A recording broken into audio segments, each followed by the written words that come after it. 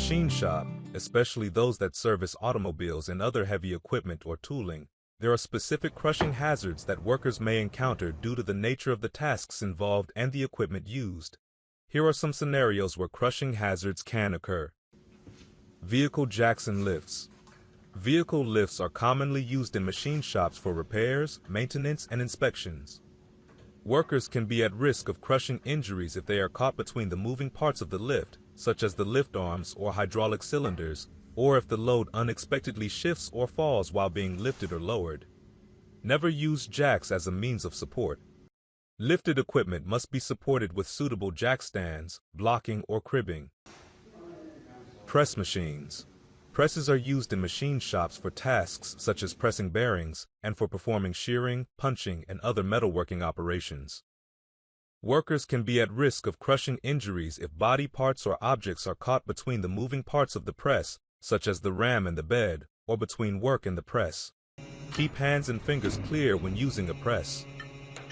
Hoists and cranes. Engine hoists and cranes are used to lift and move heavy components, tooling, and workpieces. Workers can be at risk of crushing injuries if they are struck or trapped by a swinging or falling load, or if the hoist or crane is improperly used. Heavy component removal. During the disassembly and reassembly of heavy components and tooling, workers may encounter crushing hazards if they are not careful when removing or installing heavy parts such as engine blocks, cylinder heads, molds, dies, or other tooling components. Improper lifting techniques or inadequate support can lead to accidents and injuries. Material handling equipment. Material handling equipment such as forklifts, pallet jacks, or carts are used to transport parts, tools, and equipment within the shop. Workers can be at risk of crushing injuries if they are struck or run over by moving vehicles or if materials are dropped or mishandled.